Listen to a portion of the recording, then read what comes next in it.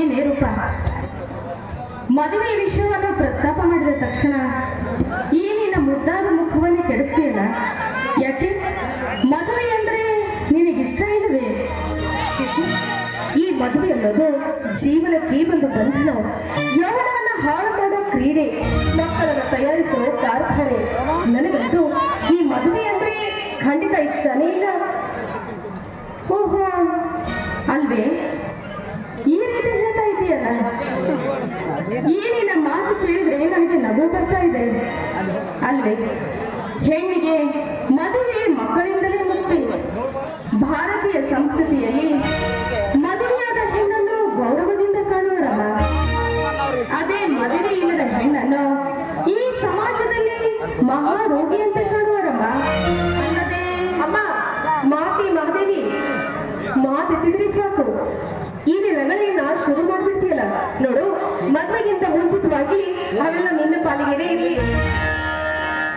ಮದುವೆನೇ ಬೇಡ ಎನ್ನುವಳು ಮತ್ತೇಕೆ ಪ್ರಿಯತಮ್ಮನೊಂದಿಗೆ ಚಕ್ಕಂದು ಮಾಡ್ತೀಯ? ನೋಡಿ, ನಾನ್ ಪ್ರೀತಿ ಮಾಡ್ತಾ ಇರೋದು ಮದುವೆಗೋಸ್ಕರ ಅಲ್ಲ, ಜಸ್ಟ್ ಮಜಾ ಮಾಡೋದಕ್ಕೆ ಅಷ್ಟೇ. ನೋಡು, ಹರಿಯುವ ನೀರನ್ನ ಕಂಡು ಕುಡಿಯೋದಕ್ಕೆ ಬಯಸಬಾರ್ದು, ಬಾಯಾರಿಕೆ ಆಗಾಗ ನೀರು ಕುಡಿಬೇಕು, ಅಂದಾಗಲ್ವಿ ದಾಹ ತೀರೋದು. ಮೈಯಲ್ಲಿ ಯೌವನ ಇದೆ ಅಂತ ನೋಡಿ ಆನಂದ ಪಡಬಾರ್ದು, ಮಜಾ ಮಾಡ್ಬೇಕು ಕಣ್ಣೆ. ಛೇ ಛೇ, ಇತ್ತಿತ್ತಲಾಗಿ ನಿನ್ನ ತಲೆಯಕ್ಕೂ ತುಂಬಾ ಕೆಡ್ತಾ ಇದೆ. ಈ ನಿನ್ನ ಉಪದೇಶ ನನಗೆ ಸರಿ ಕಾಣುವುದಿಲ್ಲ. ಹೌದು, ನೀನು ನನ್ನ ಗೆಳತಿ ಅಂತ ನಾನು ಹಿತೋಪದೇಶಗಳನ್ನ ಹೇಳ್ತಾ ಇದ್ದೀನಿ, ಅದನ್ನ ತಿಳಿದುಕೊಂಡ್ರೆ ಸರಿ. ಎದ್ದಿದ್ರೆ ನಿನ್ನ ಬಾಳು ಅಧೋಪತನ ತಿಳಿಯುವುದು ಎಚ್ಚರ. ಎಚ್ಚರಿಕೆ ಮಾತಿನಲ್ಲಿ ನನ್ನನ್ನು ತುಚ್ಛವಾಗಿ ಕಾಣ್ತಾ ಇದೆಯಲ್ಲ, ಹಾಗಾದ್ರೆ ನೀನೇಕೆ ಆ ನಿನ್ನ ಸಹೋದರ ಮಾವನನ್ನ ಪ್ರೀತಿ ಮಾಡ್ತಾ ಇದೀಯ? ಇದು ಅಪರಾಧ ಅಲ್ವೇನು? ಖಂಡಿತ ಇಲ್ಲ. ನಾನು ಪ್ರೀತಿಸುತ್ತಿರುವ ಮಂಜು ಬೇರೆ ಯಾರೂ ಅಲ್ಲ, ನನ್ನ ಸೋದರ ಮಾವ, ಅಂದ್ರೆ ನಮ್ಮ ತಂದೆಯ ತಂಗಿಯ ಮಗ. ನನ್ನ ಅತ್ತೆ ಸಾಯುವಾಗ ನಮ್ಮ ತಂದೆಯಿಂದ ಮಾತು ತೆಗೆದುಕೊಂಡಿದ್ದಂತೆ. ಅಣ್ಣ, ನಾನಂತೂ ನೀನು ಕೊಟ್ಟ ಮನೆಗೆ ಹೋಗಿರುವೆ, ನಾನು ಬಡವಿ. ನಾನು ಸತ್ತ ಮೇಲೆ ನನ್ನ ಮಗ ಅನಾಥನಾಗುತ್ತಾನೆ. ನಿನಗೂ ಗಂಡು ಮಕ್ಕಳಿಲ್ಲ, ಅವನನ್ನೇ ದತ್ತು ತೆಗೆದುಕೊಂಡು ವಿದ್ಯೆ ಕಲಿಸಿ ಉನ್ನತ ಮಟ್ಟದ ಹುದ್ದೆಯನ್ನು ಕೊಡಿಸಿ ನಿನ್ನ ಮಗಳಿಗೆ ಕೊಟ್ಟು ಮದುವೆ ಮಾಡುವಂತ ಮಾತು ತೆಗೆದುಕೊಂಡಿದ್ದಂತೆ. ಅದನ್ನು ಪಾಲಿಸುವುದಕ್ಕಾಗಿ ನಮ್ಮ ತಂದೆ ಈ ಮದುವೆ ಮಾಡಿದ್ದಕ್ಕೆ ನಿರ್ಧಾರ ಮಾಡಿದ್ದಾರೆ. ಅಂದಾಗ ನನ್ನ ಮಂಜು ಮಾವನನ್ನ ನಾನು ಮಾನಸಿಕವಾಗಿ ಪ್ರೀತಿಸುವುದರಲ್ಲಿ ತಪ್ಪೇನಿದೆ? ಅಮ್ಮ ಮಹಾತಾಯಿ, ನಿನಗ್ ಯಾವ ತಪ್ಪು ಇಲ್ಲ, ತಪ್ಪೆಲ್ಲ ನಂದೇ. ಸರಿ, ಬೇಡಾಯ್ತು, ನನಗಿಂದ ನೀನ್ ಕೊಡೆ. ಮಾತಿನ ಬರದಲ್ಲಿ ಬಂದ ವಿಷಯವನ್ನ ನಿನಗೆ ಹೇಳೋದನ್ನೇ ಮಾಡಿಬಿಟ್ಟೆ. ನಾಳೆ ನನ್ನ ಮದುವೆ ನಿಶ್ಚಯ ಕಾರಣವಿದೆ, ನೀನು ತಪ್ಪದೇ ಬರಬೇಕು. ಇಂಥ ಒಳ್ಳೆ ಕಾರ್ಯಕ್ಕೆ ನಾನು ಬರ್ದೇ ಇರ್ತೀನ? ಖಂಡಿತ ಬರ್ತೇನೆ. ಸರಿ, ನನಗೆ ಬೇಡಾಯ್ತು, ನನಗೆ ಬರ್ಲ. ಬಾಯ್.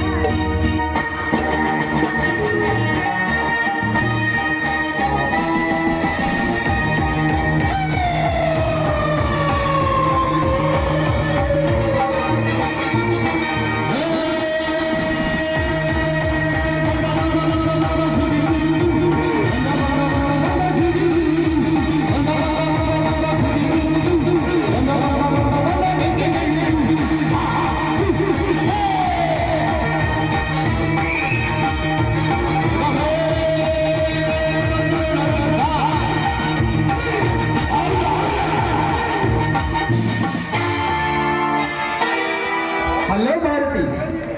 ಹಲೋ, ಏನು ಭಾರತಿ, ಒಂಟಿಯಾಗಿ ರಸ್ತೆಗೆ ಪ್ರಯಾಣ ಬೆಳೆಸಿರುವಲ್ಲ, ಎಲ್ಲಿಗೆ ಹೊರಟಿರುವೆ?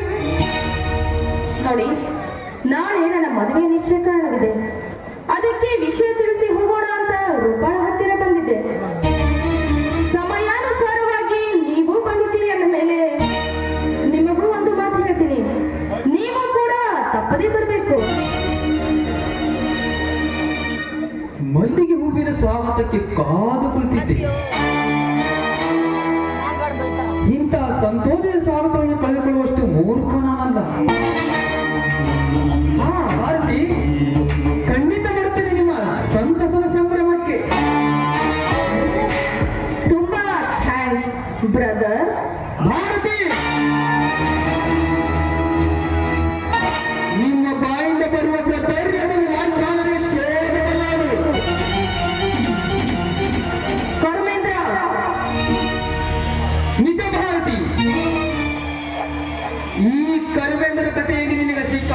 ಪಾತ್ರವೇ ಬೇರೆ, ನೀನು ನಡೆಸುತ್ತಿರುವ ಬೇರೆ ವಿಭಿನ್ನವಾಗಿದೆ.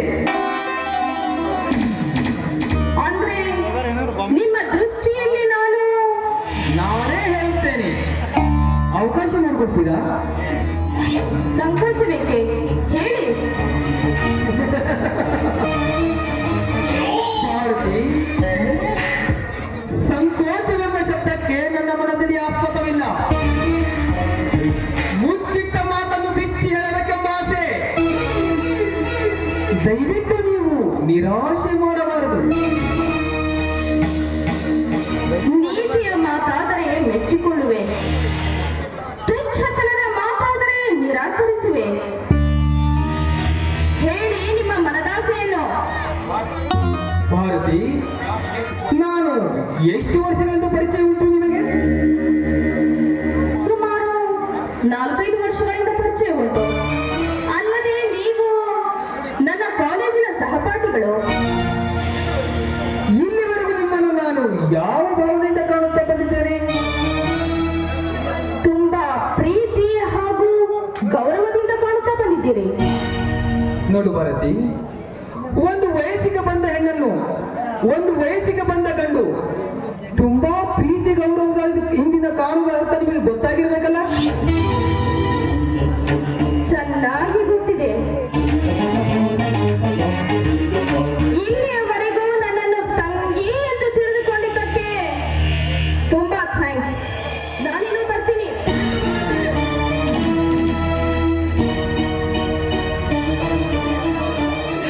ಹುಲಿಯಂದಾದರೂ ಜಿಂಕೆಯನ್ನು ಹೊಡೆಯುವುದಂತ ಹಿಂಗೆಂದು ತಿಳಿಯಬಹುದೇ? ಹೆಂಗಸೆ ಎಂದಾದರೂ ಹಾವಿನ ಸ್ನೇಹ ಮಾಡಬಹುದೇ?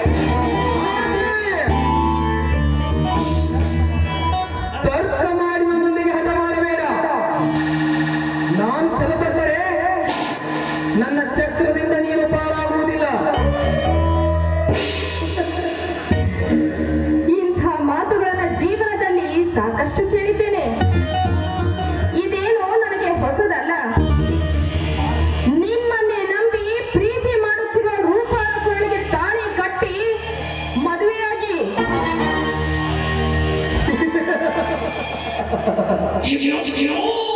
ಭಾರತಿ, ತಾಳಿ ಕಟ್ಟುವ ಸಲುವಾಗಿ ನಾನು ರೂಪಾಳೊಂದಿಗೆ ಪ್ರೀತಿ ಪ್ರೇಮ ಮಾಡಿಲ್ಲ. ಮಜ ಮಾಡಿ ಮಧ್ಯದಲ್ಲಿ ಕೈ ಬಿಟ್ಟು ಬಿಡುವೆ. ಇದರಲ್ಲಿ ಗೊತ್ತಾಗುತ್ತಿದೆ ಈ ನಿಮ್ಮ ಸ್ವಾರ್ಥ ಕೂಡ ಎಂಥದ್ದು ಎಂಬುದು. ನಿಮ್ಮನ್ನೇ ನಂಬಿ ಪ್ರೀತಿ ಮಾಡುತ್ತಿರುವ ರೂಪಾಳ ಕೊರಳಿಗೆ ತಾಳಿ ಕಟ್ಟದ ನೀವು ಇನ್ನು ನಿಮ್ಮನ್ನು ವೈರಿಯಂತೆ ಕಾಣುತ್ತಿರುವ ಹೆಣ್ಣಿನ ಕೊರಳಿಗೆ ತಾಳಿ ಕಟ್ತೀರಿ ಅಂತ ಏನ್ ಗ್ಯಾರಂಟಿ? ಯಾಕೆ ಭಾರತಿ, ನನ್ನ ಮೇಲೆ ನಂಬಿಕೆ ಇಲ್ಲವೇ? I am so sorry mister. ಜೀವಂತವಿರುವ ದೇವರೂಪದ ಮಾನವನಿಗೆ ಹಾಲು ಕುಡಿಸಲು ಬಯಸುತ್ತೇನೆ ವಿನಃ ಹಾವಿಗೆ ಹಾಲು ಕುಡಿಸಲು ಹೋಗಿ ಕಚ್ಚಿಸಿಕೊಳ್ಳುವ ಮೂರ್ಖಳು ನಾನಲ್ಲ. ಭಾರತಿ, ಗರ್ವದಿಂದ ಈ ಕರ್ಮೇಂದ್ರನನ್ನು ಮೂರ್ಖನೆಂದು ಭಾವಿಸಿದರೆ ಅದರ ಪರಿಣಾಮ ಏನಾಗುವುದು ಗೊತ್ತೇ? ಏನಾಗುತ್ತದೆ?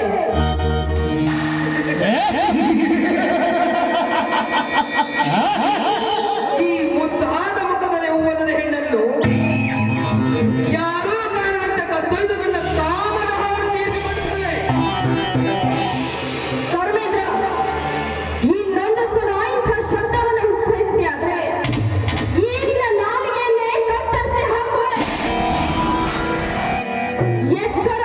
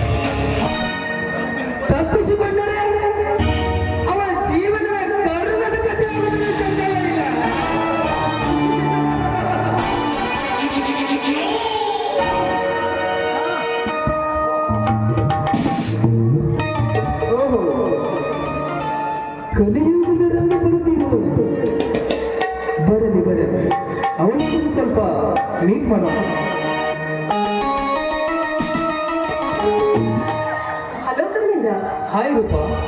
ಏನು ಹಾದಿ ಮೇಲೆ ಏಕಾಂತವಾಗಿ ನಿಂತು ಯಾವುದೋ ಖಂಡವಾದ ವಿಚಾರ ಮಾಡುತ್ತಿರುವಂತೆ ಕಾಣುತ್ತೆ. ನೋಡು ರೂಪ, ಒಂಟಿಯಾಗಿ ನನ್ನ ಜೀವನದಲ್ಲಿ ಎಂದೂ ಹಾದಿ ಮೇಲೆ ನಿಂತವನಲ್ಲ. ಇವತ್ತು ನೀ ಬರುವ ವಿಷಯ ತಿಳಿದು ನಿನಗಾಗಿ 1 ಗಂಟೆಯಿಂದ ದಾರಿ ಕಾಯ್ತಾ ಇದ್ದೀನಿ. ಅಂದ್ರೆ ಅಷ್ಟೊಂದು ಪ್ರೀತಿ ನನ್ನ ಮೇಲೆ? ರೂಪ, ಸೂರ್ಯ ಚಂದ್ರ ಇಲ್ಲದೆ ಈ ಜಗತ್ತು ಬದುಕು. ನೀನಿಲ್ಲದೆ ಒಂದು ಕ್ಷಣ ನಾನು ಬದುಕಲಾರೆ. ನನ್ನ ಮೈಯಲ್ಲಿ ಹರಿಯುವ ಒಂದೊಂದು ರಕ್ತದ ಕಣದಲ್ಲಿಯೂ ನೀನೇ ತುಂಬಿಕೊಂಡಿರು. ಇಷ್ಟದ ಮೇಲೆ ಅರ್ಥ ಮಾಡಿಕೊ ನನ್ನ ಪ್ರೀತಿ ಪ್ರೇಮ ಎಷ್ಟರ ಮಟ್ಟಿರುವುದೆಂದು. ನಿಜ, ನಿಮ್ಮನ್ನ ಎಂದೂ ಅರ್ಥ ಮಾಡಿಕೊಂಡು ಈ ನನ್ನ ಹೃದಯದಲ್ಲಿ ನಿನಗೆ ಸ್ಥಾನವನ್ನು ಕೊಟ್ಟಿರುವುದು. ಅಂದ ಹಾಗೆ ನನ್ನ ಬಹುದಿನದ ಬಯಕೆಯನ್ನ ನಿಮ್ಮ ಮುಂದೆ ಹೇಳಬೇಕು ಅನ್ನೋದೇ ನನ್ನ ಆಸೆ. ಹೇಳು ರೂಪ, ಸಂಕೋಚ ಪಡೆದ ಹೇಳು. ನೋಡಿ, ಈಗ ನೀನು ನಾನೀಗ 3 ತಿಂಗಳ ಗರ್ಭಿಣಿ. ಈ ಮಾತು ಸತ್ಯವಾಗಿ ಹೇಳ್ತಾ ಇದೆಯಾ? ಸತ್ಯದಲ್ಲೇ ಹೇಳ್ತಾ ಇದ್ದೀನಿ.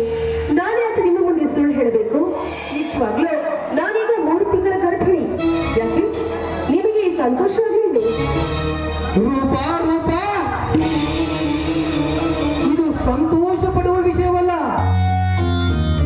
ಸಂಕಟ ಪಡುವ ವಿಷಯ. ಯಾಕೆ?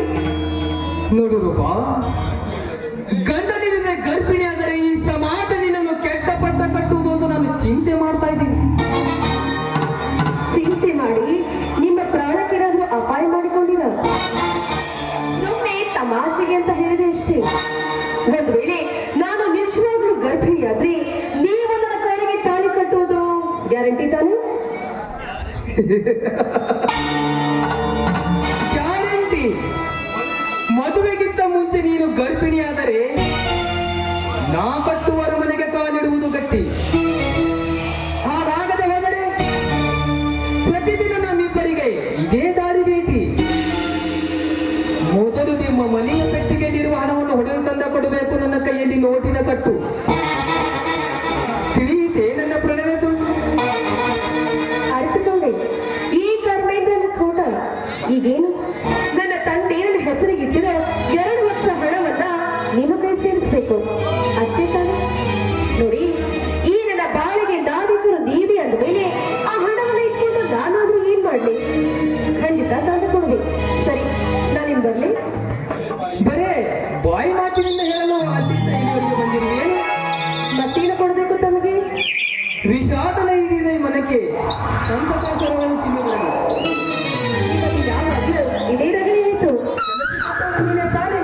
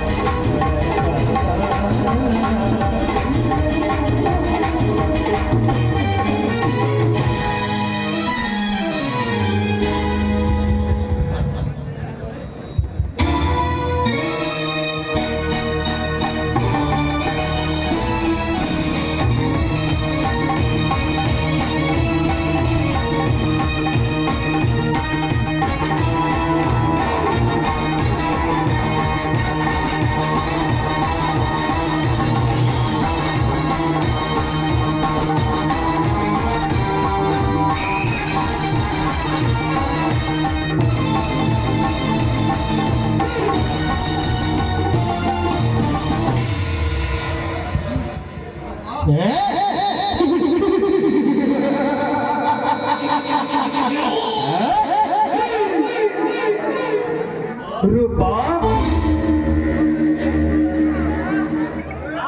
ನಾ ಬಿತ್ತಿನ ವಿಷ ಬೀಜ ಈಗ ನಿನ್ನ ಗರ್ಭದಲ್ಲಿ ಪಾಪದ ಪಿಂಡವಾಗಿ ಉದ್ಭವಿಸುತ್ತಿದೆ. ಇಂದಲ್ಲ ನಾಳೆ ನೀನು ಗರ್ಭಿಣಿಯಾಗುವುದು ಗ್ಯಾರಂಟಿ. ನಾಳೆ ನೀನು ಗರ್ಭಿಣಿಯಾದಾಗ ಈ ಸಮಾಜವಿನ ಗಂಡನಾರು ಎಂದು ಕೇಳಿದಾಗ ಈ ಗಂಡತನದ ಪ್ರೀತಿ ಪ್ರೇಮವೇ ನಿನಗೆ ತಕ್ಕ ಉತ್ತರ ನೀಡಬಲ್ಲದು. ಅದಕ್ಕಿಂತ